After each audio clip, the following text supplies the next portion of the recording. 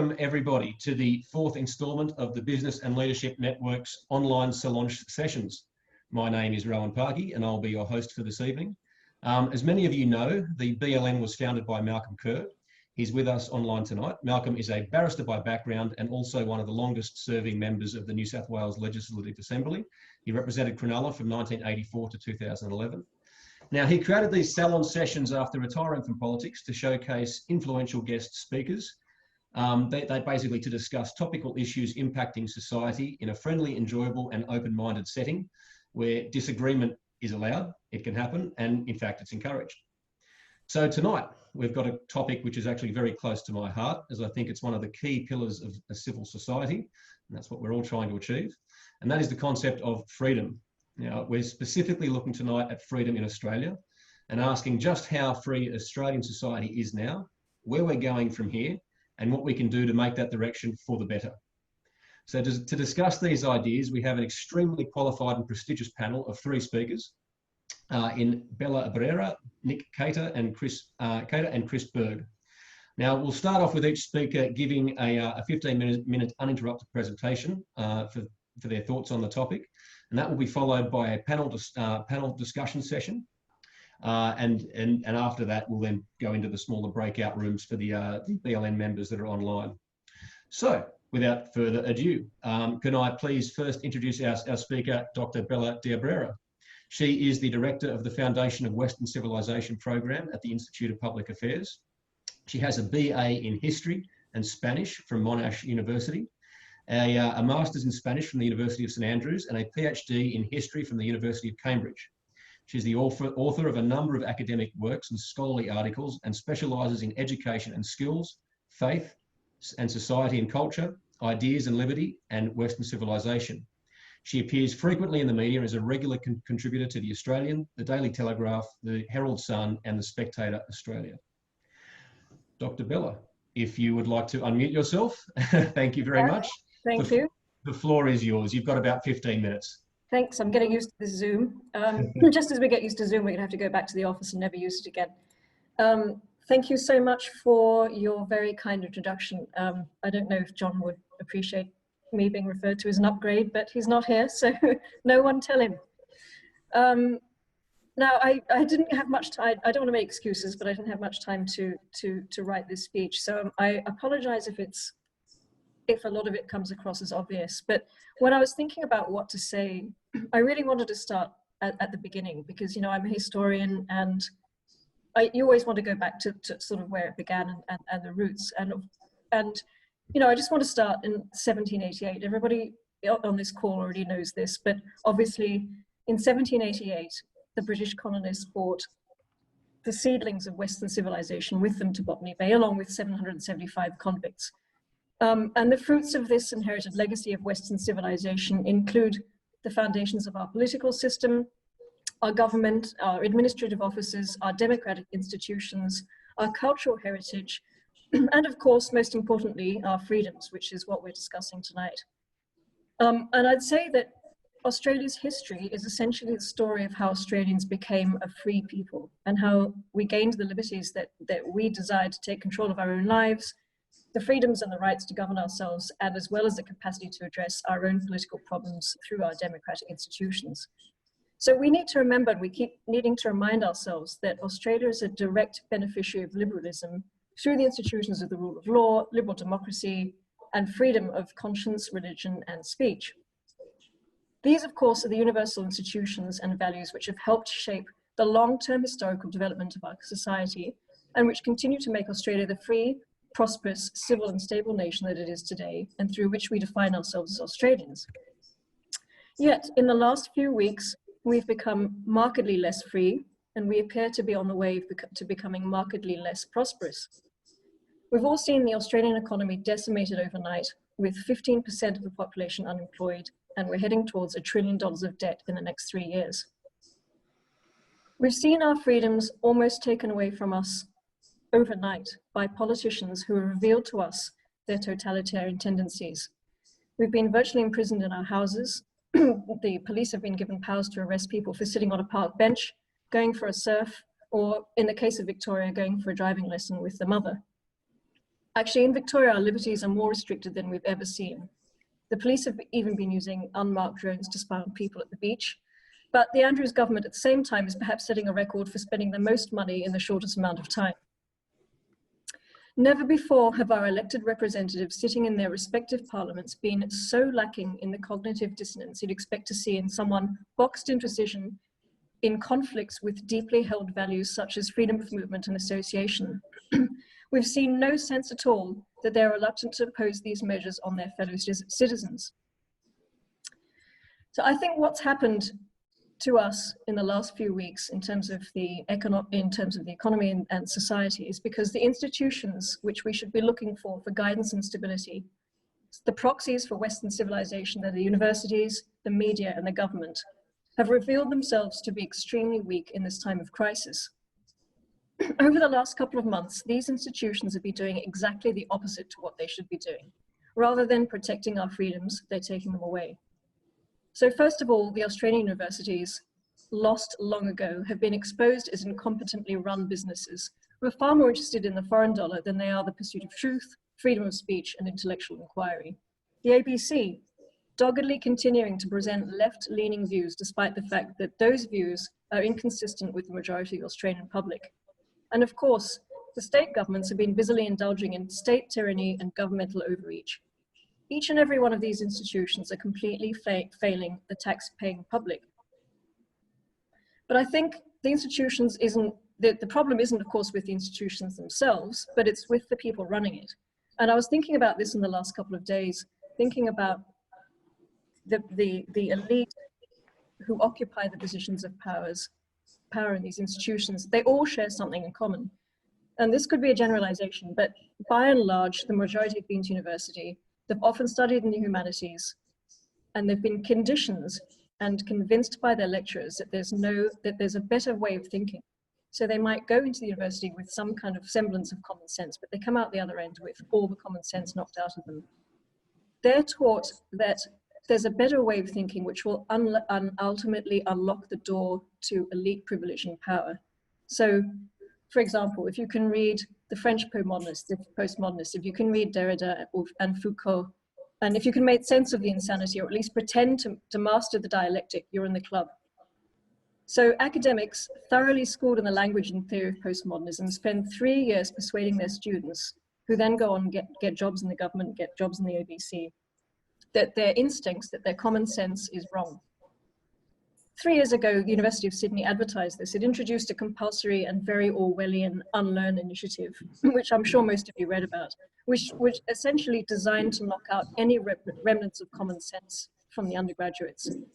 In a remarkable act of institutional suicide, which appeared to be about the deprivation rather than the acquisition of knowledge, the University of Sydney told its students to forget any preconceived ideas that they might have about things such as truth, medicine, love, and the final category, criminal, which was essentially unlearn law.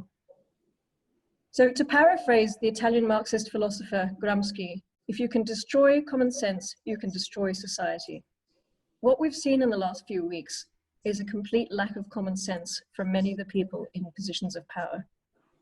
The other thing I think we've also seen is that they're operating in an alternate cultural Marxist universe. By this, I mean they're operating in a universe which is the universe of identity politics, where you have to be categorized by your class, race, and gender, and where the concept of the individual simply doesn't fit with the notion of the collective. Of course, we know identity politics is a form of enslavement because it traps you in a group based on externalities.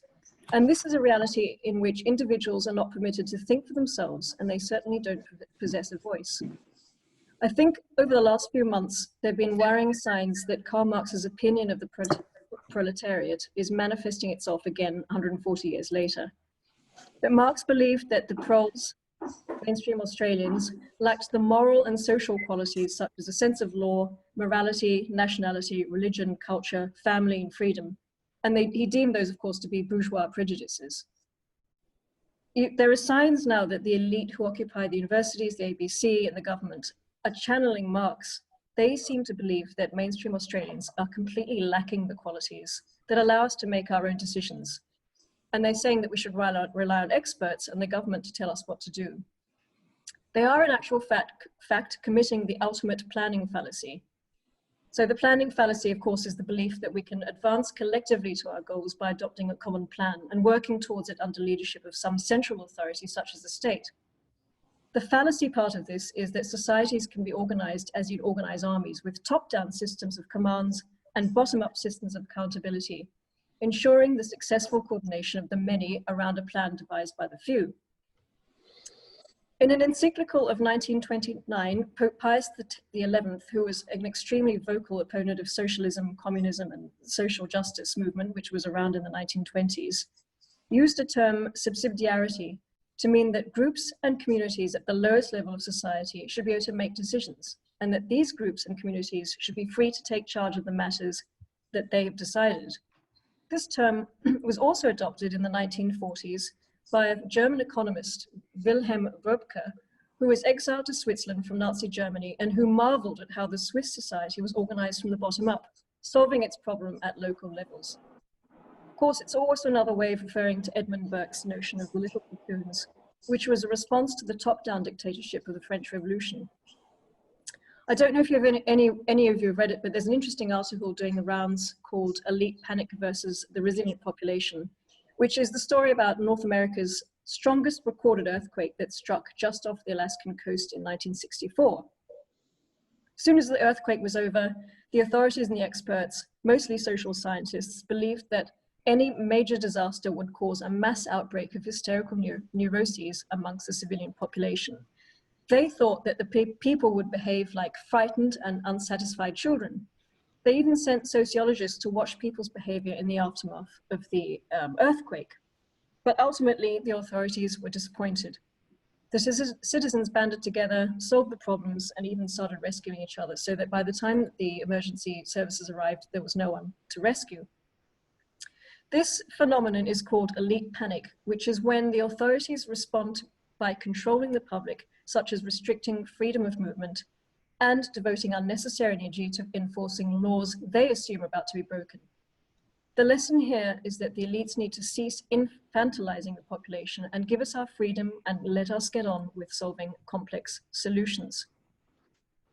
I think there's a sense that Australians are realizing that they're being conditioned to withstand future restrictions, where encroachments such as these on our civil liberties will be viewed as completely normal. It's as if Australians are being conditioned into accepting a greater role of government with a combination of speed that is crushing dissent. What is taking place now is not just an economic crisis, but it's also a crisis of our civilization, of Western civilization. And I think we're at an inflection point. We're seeing a very real threat to our rights and freedoms. We've seen the governments cracking down on the populace with very little justification and no explanation. We've seen the concepts of rule of law, liberal democracy, freedom of religion, conscience, and speech completely done away with. And I think we need to remind them that thanks largely to the Magna Carta of 1215, our freedoms also extend to protection from state tyranny and governmental overreach. But I think also there might be a silver lining in all this, which is that we're actually talking about the values and institutions of Western civilization in forums like this. And we're actually talking about freedom, because if there wasn't a crisis, we would probably be taking the freedoms for granted, as we have been for a long time. I think it's highlighted to Australians that we need these values and institutions to not only pull us out of this crisis, but to ensure that generations will be assured a peaceful, stable, and prosperous future. And that's the end of my talk. I'm sorry, I didn't have much more time to write anymore, but we can open it up to questions. Wonderful. Thank you very much, Bella. That was at short notice. We're all very impressed with what you put together so quickly. I'm sure there will be questions. We might save them for the end when we can sort of address all three speakers at the same time. Next, I'd like to ask Nick Cater to the floor. Nick is the Executive Director at the Menzies Research Centre, one of the nation's leading political commentators, with stints as Deputy Editor of the Sunday Telegraph in Sydney and Editor of the Weekend Australian and Hong Kong Correspondent for News Corp. He remains a weekly columnist at The Australian and appears regularly on Sky News. His affection for his adopted country, Australia, was explained in his acclaimed best-selling book, The Lucky Culture, from 2013. Nick, thank you very much for joining us tonight, and you have the floor. Thank you, Rowan. Thank you, Bella, for that very erudite and excellent explanation of where freedom comes from, and I think where some of the threats to freedom exist. And I did promise Rowan that I would try not to make this a everybody agreeing with everybody else session, and I'm quite happy to do that. In the extent that I think that whilst I had on my notepad to say make many of the points that Bella made, albeit less elegantly than she did, I think we need to have a sense of proportion on this. So yes, you know, as I wrote in The Lucky Culture, my one and only book, which somebody described to me as a love poem for Australia, which essentially I plead guilty to that. I love this country more than anything else, and I love it because of its freedom. Essentially, that's what this country has, apart from sunshine and beaches. It's the one thing that it has in abundance, even more so than Britain, in my view, which is where our notion, our brand of freedom came from. We're very lucky to inherit that particular brand, in my view. This is the peculiar idea that rose on that cloudy island on the offshore, you know, on the bleak end of Europe, that freedom meant that nobody was above the law, not even the monarch, and that civil society has grown out of that from the bottom up, because people feel at liberty to make their own rules, and to when those rules need challenging, they're challenged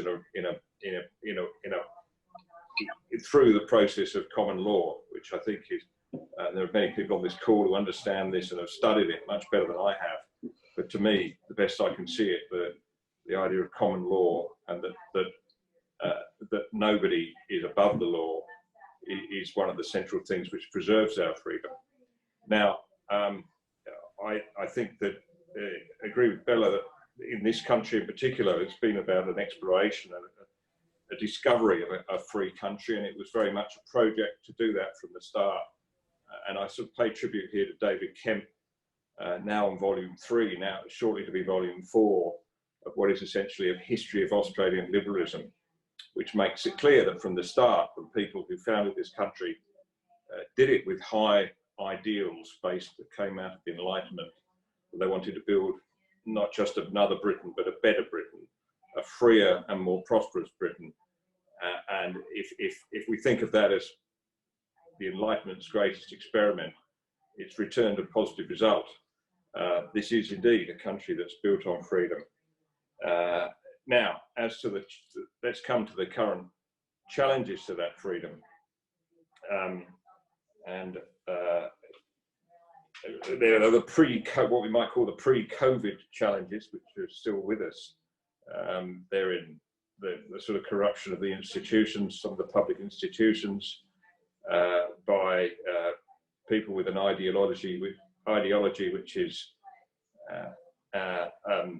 basically against freedom. The people that want to tell us what to do, to boss us around. Once they used to tell us whether we should be having fast food or how much we should drink, and now they're telling us whether we can go out of our house or not. And that is one of the most alarming things out of this COVID crisis.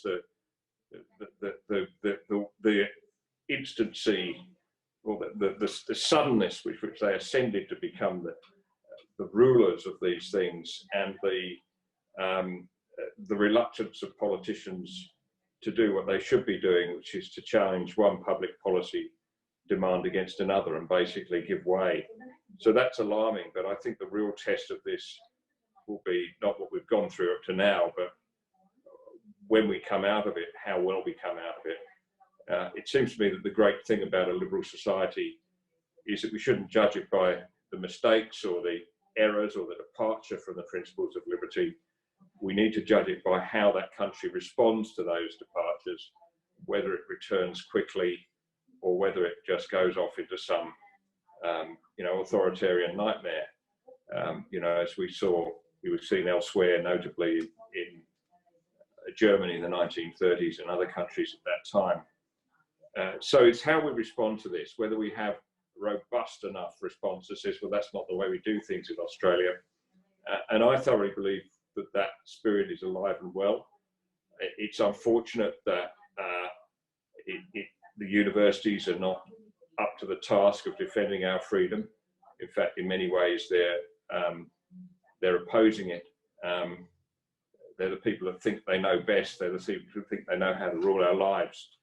But I can think of, and I must admit I'm out on a limb here because I don't travel very far, very often, even before the COVID crisis, but I can think of very few countries other than Australia where the gut instinct that we won't be told what to do, that we can stand up and challenge that is so instinctive and so strong. So I have a high degree of confidence that we'll come out of this crisis not accepting that the sort of restrictions we've had in place are permanent, and that the advance of the do-gooders crapping the whip, that will be pushed back, I hope, pretty quickly, although it's not seeming to happen as quickly as I like. So I think freedom is in robust good shape, but let's have a think about freedom. You know, there are many types of freedom, if you like, many classes of freedom: freedom of expression, freedom of association, freedom of religion, economic freedom as well, which is interestingly not a concept that Robert Menzies spoke much about. He just assumed that if all the other freedoms were in place, then people would be allowed to you know, act freely in the marketplace. But you know, I think that the question is, we always like to put a hierarchy on these freedoms and say that, you know, the most important thing is freedom of speech, and clearly there are you know, real and present dangers to freedom of speech. Particularly, I mean, we can see this right now, and this comes through the corruption of the institutions. A very valuable beacon for free and robust talk has been the Macquarie Radio Network, and you know, great exponents like Alan Jones, you know, showing boldness, but also exercising the freedom which is inherent here to say their piece. And one worries about where the Macquarie Radio is going right now with its takeover by Nine and Alan Jones's departure. But for every departure from this, everything that we can see that might be a black mark, if you like, against freedom, there are so many encouraging things. And one I might suggest is exactly what we're doing now. Menzies Research Centre has belatedly got into the webcast and webinar space. And I'm astounded that even with our low technology and poor production standards, which we obviously have kicking off, that we can still attract 200 people who will sit through this thing for an hour on a Wednesday night when we're up against competition like Alan Jones on Sky News, or last night, you know, what I gather was a very fine presentation by the IPA. But we can still attract that sort of crowd. And this is becoming, bit by bit, a real threat to the ABC, although it won't admit it. Its evening audiences have declined markedly. I don't think we've made yet much of an impact on them yet. But the cumulative effect of multiple channels, pay TV, and importantly Netflix, which now has, I gather, 11 million subscribers in Australia, is eating away not just at their audience, but their influence. And it's an era in which we have the technology that the established media, whether it's print or broadcast, no longer has the unique power it once did. And that everybody gets the green light for whatever project. And if they get the audience, they can become very fine institutions and beacons. You know, Bella referred, of course, to the little platoons. Well, this is the little platoons in action. So there is much to be grateful for. The internet generally, I mean, we focus on Twitter and the the horrible cesspit that it is. I'm not sure. Well, I think it's now certain that the coronavirus didn't emerge out of the wet food market in Wuhan, but I think Twitter probably did. But we're in this, but much as we dislike it, it also, even Twitter has great qualities. I mean, if you've been following it recently, it's really been leading the charge in challenging the Chinese narrative on this. Despite the attempts of Facebook and others to shut certain debates down, it still flourishes.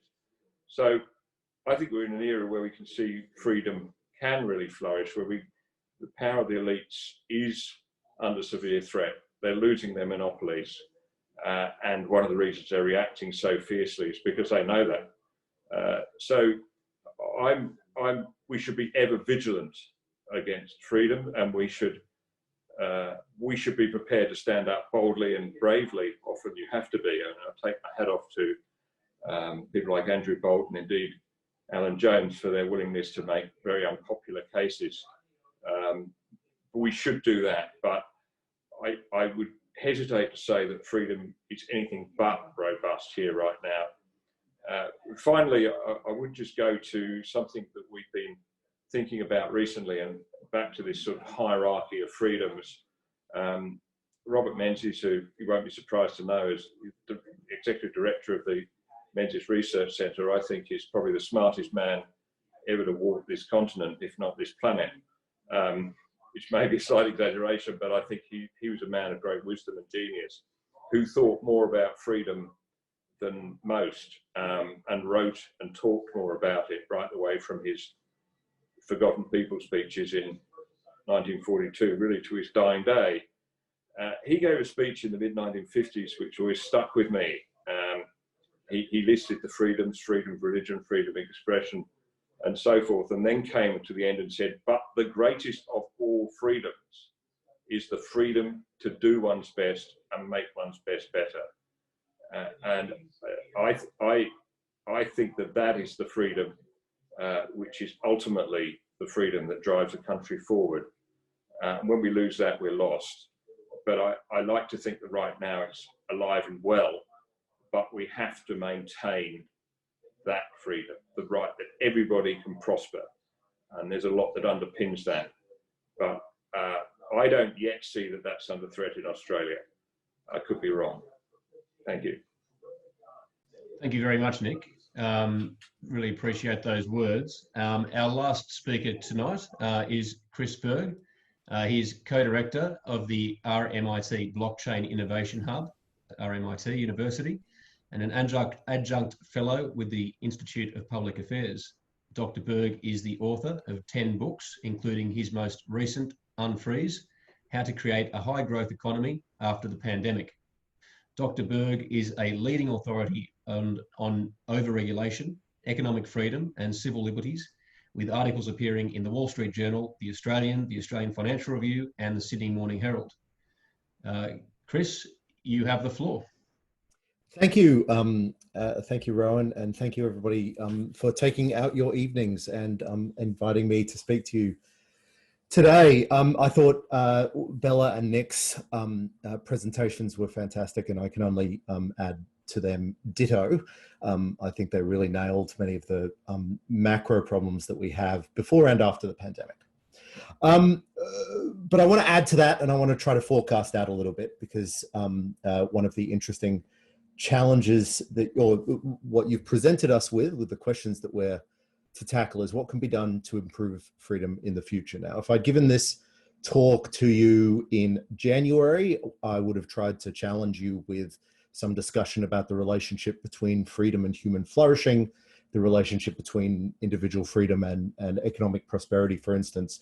But I think over the last couple of months, we really know that viscerally. We understand what it means when your freedoms is restricted, how that affects you as a flourishing human being. Here in Victoria, it was a massive weight off my shoulders, I think psychologically, when I was just allowed to have a friend over to my house. Just as two friends or whatever it was last week. It'll be different next week. And I think I really felt the relationship between flourishing socially and psychologically and just the right to have a mate over, which was just extraordinary. Economic prosperity, of course, we're in the middle of one of the, definitely the most unique economic crisis that we've had in the last 100 years. Certainly within anybody's living memory, we are in absolutely unprecedented times. Economists, I'm an economist, economists are used to dealing with economic recessions. We're used to dealing with financial crises. We're even used to dealing with oil shocks and so forth. We're not used to dealing with situations when the government tells people that they can't go to work. We're not used to that. We have no idea what's going to come out of that. The book that Rowan very kindly mentioned, Unfreeze, which I wrote with some of my colleagues at RMIT, is in part about how much damage those decisions have done to the economy. And we try not to take a stand on whether that was a good decision or a bad decision, but it's really critical for us now to know how much damage that did, for better or worse, whether it was a good idea or not. We've really done some incredible harm to the economy, because you can't freeze and unfreeze an economy. You can't put an economy to sleep and wake it up. The economy continues, just we've broken so many of the fundamental relationships that make our economy up together. And just think about the ways that we've changed what we do daily, how we socialize, how we work, how we communicate. What we're doing now will change. We will remember this experience, and we will change the way we socialize as a response. That's a really trivial example, but extend that to every business, every consumer, every entrepreneur in the country. We've made some really big changes to the economy in an incredibly short amount of time. We're in for a big, long period of adjustment.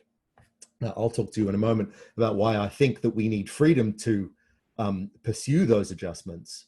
But it's important just to start with the scale of the economic challenge is unprecedented, basically unprecedented historically.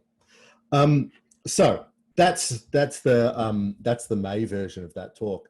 What are the greatest challenges to freedom at the present? I'm going to abstract away from the really specific things like, more than 10 people can't come over to our house. We can't open restaurants. I think the biggest challenge to our freedom is, how do we get back to the prosperity that we had in just 2019? I want us to be as rich as we were in December 2019. But unfortunately, the economic system and the social order that we have is an economic system, is a regulatory system, is a legal system designed for a much richer economy than we are now.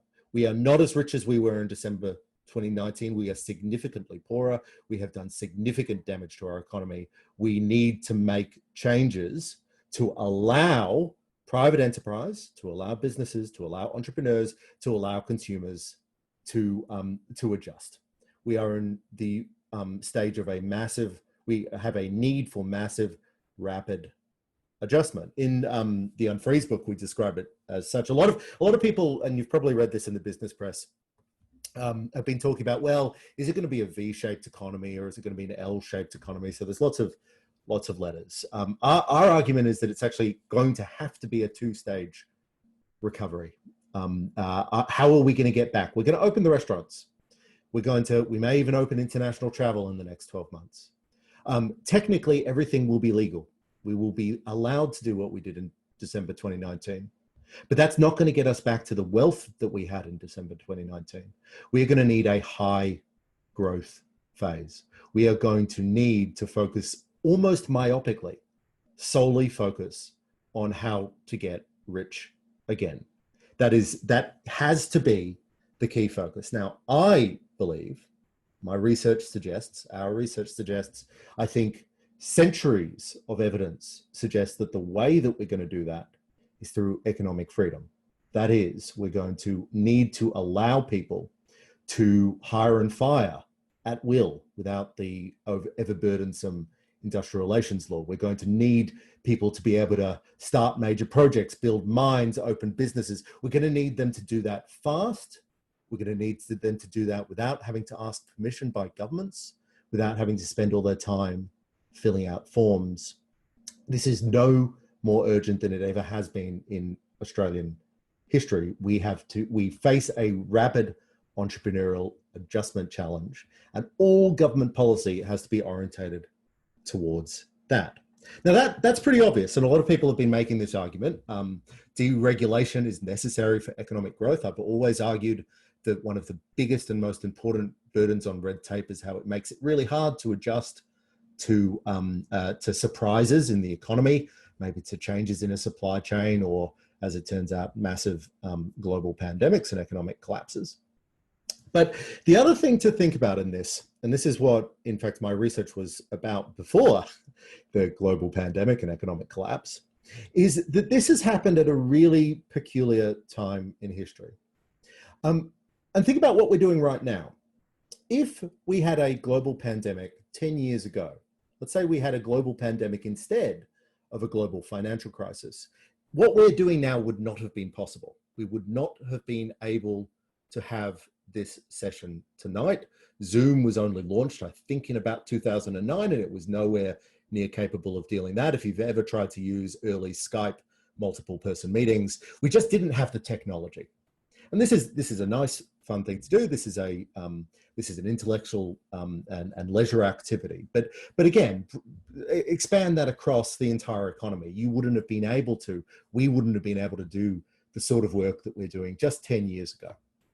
Because we're in the middle of again, historically unprecedented technological wave. And Nick's spoken a lot about that and has written very eloquently about some of the political consequences of that, particularly social media and the wave of communications technologies. But we're also on the cusp of another set of next generation technologies after that. So we're on the cusp of innovation in artificial intelligence and machine learning. We're in the cusp of innovation on blockchain and cryptocurrencies, which is what I study, 5G communications networks, Internet of Things technologies. And this is just the digital technologies, of course. There's also nanotechnologies. There's amazing advances in medical technologies. But we are on, this crisis has occurred at a very critical moment in the reshaping of the economy. And my argument, is that what this has done is accelerate many of those trends. We are, for the next couple of years, we're going to have a long debate about the way the industrial relations system and the regulatory system more generally interacts with our newfound desire to work from home and our new acceptance that our employees can work from home or are able to do the work that they would do otherwise in the office. We are going to have we have suddenly adopted a range of technologies. Sudden adoptions of these sort of technologies is very uncommon. It's one of the biggest challenges in adoption, but we accelerated that adoption cycle. We accelerated the innovation process by suddenly having to half shut down the entire economy and suddenly have to innovate in order to just keep businesses going. We have powered up economic evolution in that sense. Now, this has really complex implications for freedom, because sometimes when I speak to audiences, a lot of people will hear some of those technologies I've described, like particularly things like artificial intelligence, but also blockchain and 5G technologies and so forth. And they get worried about, well, what are the implications for individual liberties? Will these technologies significantly harm my privacy rights? Will they harm my rights to freedom of speech? Am I going to be subject to global surveillance? Am I going to be subject to the surveillance, not just of government, but of private corporations?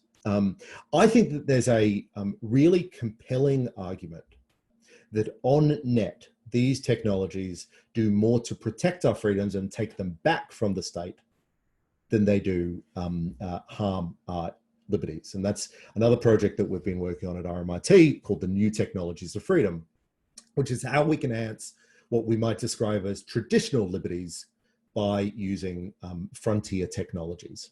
Not only can we now launch alternative money systems against the government's against the government's fiat currencies in Bitcoin and Ethereum, these cryptocurrencies that are so very exciting, but we can also build uncensorable, not just uncensorable platforms, not just platforms that have a media mogul that don't want to censor radical forms of speech or don't want to censor challenging speech that is a threat to the state, but technologies that allow us to completely prevent censorship, technologies that are being used right now by dissidents in the most totalitarian countries in the world, such as China, to evade their restrictions on freedom of speech. There's some really exciting possibilities for freedom that come out of these new technologies, and the optimistic thing that we might say about this pandemic is that suddenly the world has adopted so many of them. Suddenly businesses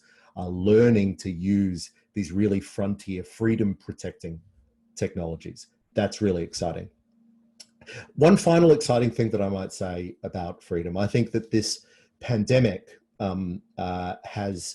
or the economic crisis that it's caused at this particular time in history is going to force governments to abandon some of the traditional tools that they used to use to tax and spend in response to economic downturns and economic crises.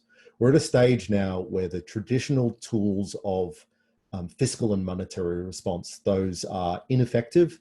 They're really tapped out. Government debt is extraordinary. Monetary policy is, we're trading near the zero bound now for RBA interest rates, as they have been doing so in the United States. And I think governments are going to have to rethink the conceit that they can micromanage the macro economy, just as I think they're going to have to rethink the conceit that they can micromanage businesses in the country and still be as prosperous as we were just a few months ago. There's a lot of swings and roundabouts in what I've said when it comes to individual liberty and economic freedom.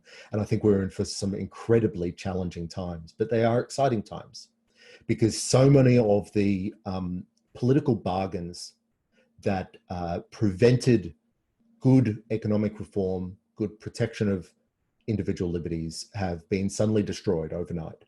We are in a time now where we can renegotiate some of the fundamental things about economic freedom and individual liberty. I urge you, and I urge all groups, like we're sharing tonight, to really engage aggressively in those discussions because we have a great opportunity right now. I'll leave it there, Rowan. I'd love to hear some questions or challenges because I've said a few things there that I hope annoy people. Thank you very much, Chris. And I think that is the idea, to sort of provoke people to some extent. It's what we like to see here.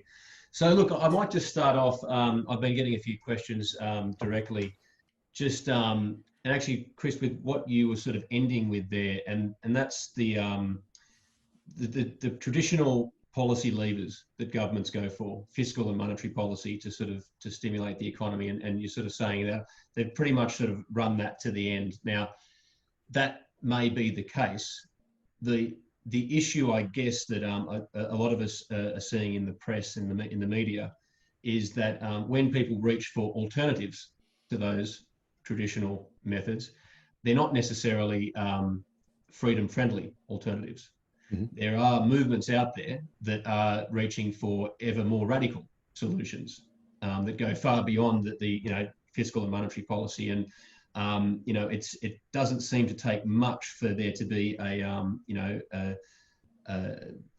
representative out there who's happy to say, well, the government should control more of society, yep, in order to fix this problem, sort of thing. So, I guess what the question people are coming back through to me with is, well, how do we go out there and engage with society in general in order to perhaps make the case for freedom, okay, and reverse that sort of march through the institutions that we have seen over the recent decades, whether it's, as Bella mentioned, the cultural Marxists have sort of gradually sort of taken over institution after institution. What can we do now? Like, yes, we can talk to each other. We're all coming from a similar perspective, but how do we go to the other side? How do we start to push back on what seems to have just been a one-way movement for a very long period of time? What are our best methods? And Chris, you mentioned technology there, which I think is fantastic. I might throw it out to all three speakers to perhaps have a crack at this. And, you know, Chris, because you sort of gave us technology as one thing, we might go through the other two speakers first and then come back to you, Chris, in case you have any further thoughts to add. Okay. So just to start off, Bella, did you have anything you wanted to add with regards to that question? Well, I think everyone can start by joining the Institute of Public Affairs as a bit of a plug. But we are the only voice for freedom, and we are the only ones that actually talk about Western civilization. We're only the ones that talk about consistently since it was founded in 1946, 1945. And it was founded, I was reading the other day, for precisely the same reasons that we're talking about now, that the business leaders were worried about encroaching socialism and nationalization and the death of small business. So you know, other than joining the IPA, I think people can something like this, the little platoons, they're having these discussions, actually talking about freedom, actually not letting the politicians get away with it, is really important. And I still think it maybe it's false optimism, but I do think that this crisis has woken people up, and I think it's a positive thing that we're actually talking about it now. Thank you, Bella. Nick, would you like to add anything? Yeah, I might just pick Bella up on a point. I think almost everything she said is correct, but I think I would disagree with the point the IPA is the only institution in this country that defends freedom. I realise that the CIS and the Menzies Research Institute. I'm sorry. I think we'd have to include our friends at the CIS and one of three. No, that I think goes to my point and goes to Chris's point. And I was really delighted to hear about.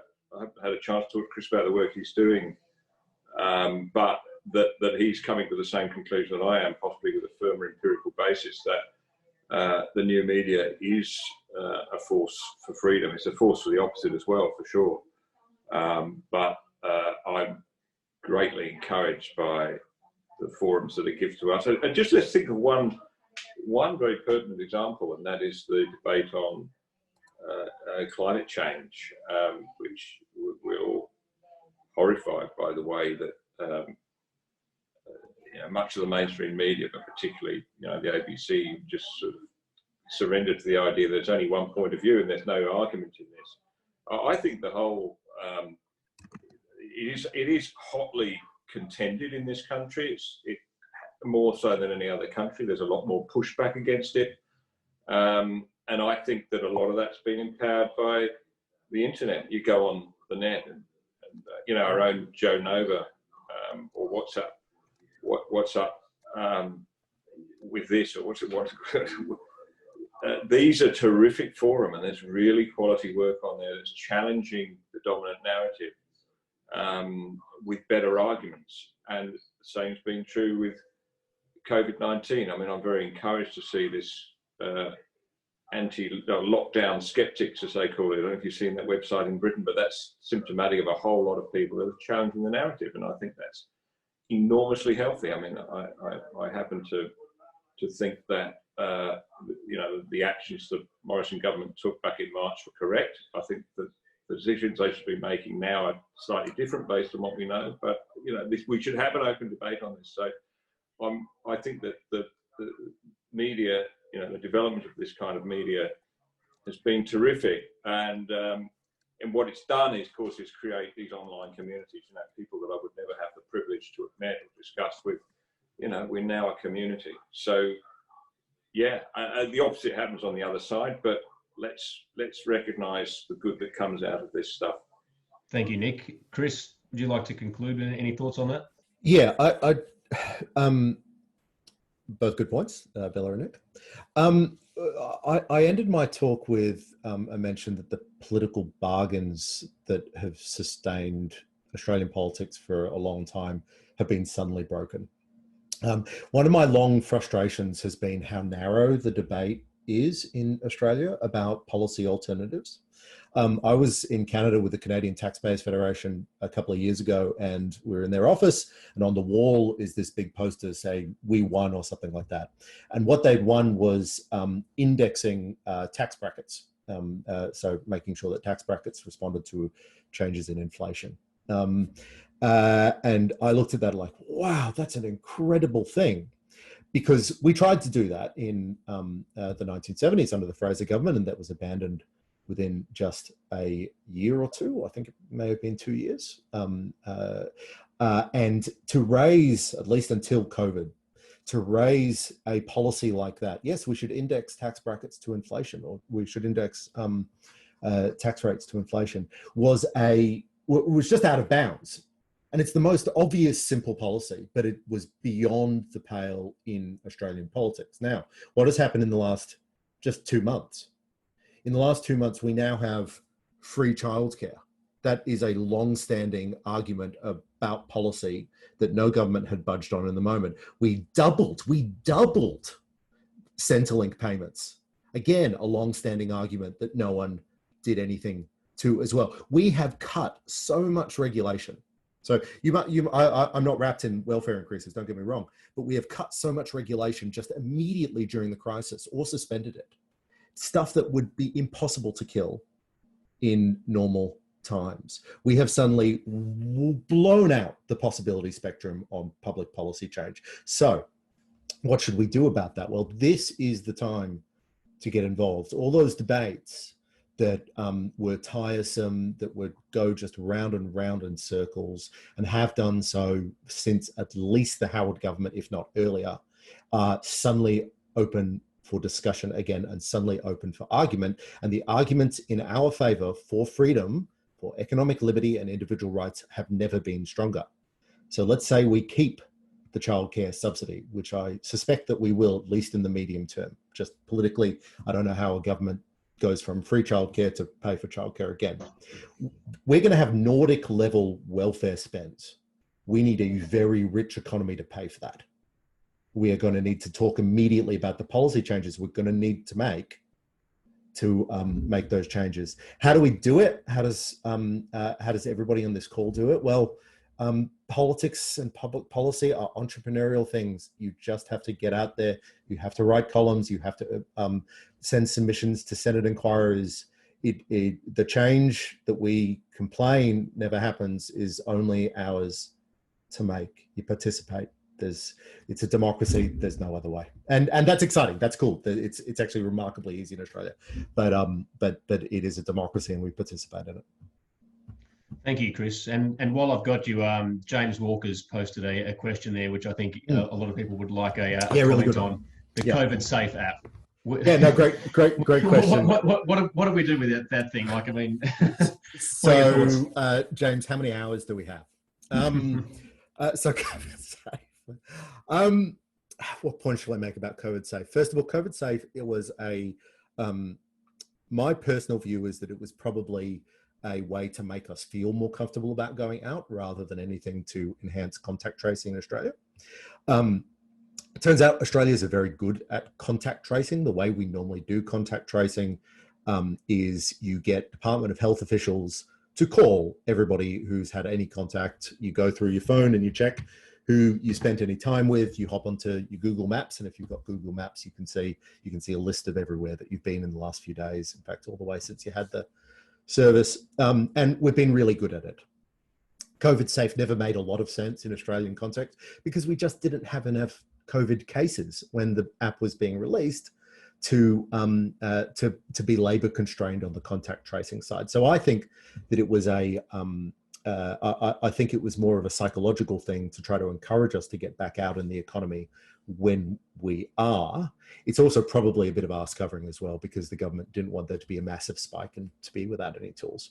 Bella's made the point in the chat, which is very correct, that the government seems to have gone very quiet on it recently. I think they made a couple of communications errors, and they've changed their mind on that. At one stage, we were being told that we could only go out if X number of Australians or they would only reduce the restrictions if millions and millions of Australians downloaded the app. I think that's obviously was obviously nonsense. As to the app itself, it does have some privacy problems, but this is the first time I've ever seen the government actually care about privacy at all. And it's remarkably good given how terrible they are on privacy matters. The Australian government has a woeful track record on caring about our privacy, absolutely woeful. I've been arguing and fighting this for most of my career. And they just don't care. But for the first time, they actually have done a number of functions, which I won't bore with you the details, that actually are surprisingly protective of individual privacy. They're not perfect. There are alternatives. I've written about them with some of my colleagues, but it's not terrible, which is a remarkable thing to say for something the Australian government does with privacy. Remarkable. And it's an IT project. Have you ever heard of an IT project run by the Australian government that's functioned, let alone protects privacy? But anyway, so as I said, we could talk about this for hours, or I could talk about this for hours. Okay. No, thanks a lot, Chris. And we've got a few minutes left for this this part of the evening. I might just quickly throw a question to Nick that I got earlier. It's in the press a lot at the moment. It's a question about China. The main point here is the potential for China to impact our freedom of speech, to sort of reach into the life of Australians on the ground here. Their grab for power in general on the world stage. Nick, did you have any thoughts? Have you guys looked at that as an issue going forward for a matter of policy for Australia? We have. We've been looking at it for a long time. Yeah. Deeply concerned, fairly constrained in what we've said publicly. The COVID app, download it. That's my view. And if the COVID app is your problem, you're not paying attention to China. I mean, what would have been much more scary would have been if the government had allowed Huawei in to build our 5G network. I mean, you've been in the position that I had once, meeting up with a very vocal and effective pro-freedom Chinese campaigner, Anastasia Lim, who I met in our office in Sydney 2 years ago, a bit less than that, I think we first met up. She's terrific, by the way. You should check her out on the internet. She's a really good advocate for freedom. But within 10 minutes of meeting her, my phone rang and I had a message in Chinese. Now, I could just be jumping at shadows, but I've never had a message in Chinese on my phone before. That scared me witless. So if you want to look to the threats to freedom, you won't find them in Stuart Roberts' brilliant little appies. And I take the point. I think this is, I spoke to about it the other week, why did the government decide to develop this itself? Because government doesn't have a great record of this, but it seems to have done a reasonable job this time. It's a question of proportion. Yes, it's, on one hand, it's an intrusion to our lives that we might not welcome, but you've got to weigh it up against the other threats that we're trying to protect ourselves against, and really weigh up which of them you're really going to go, which are the hills you're really going to fight on. Can I just pop in there, Nick, because I think that's a super important point whenever we think about individual freedoms. And people in the privacy space talk about what is your threat model. So what are you actually concerned about? Are you concerned about the Australian government? Are you concerned about private companies? Are you concerned about protecting a particular piece of information? Maybe you've been to a doctor's clinic that you don't want to share with your family or something like that. And it's all different for all of us.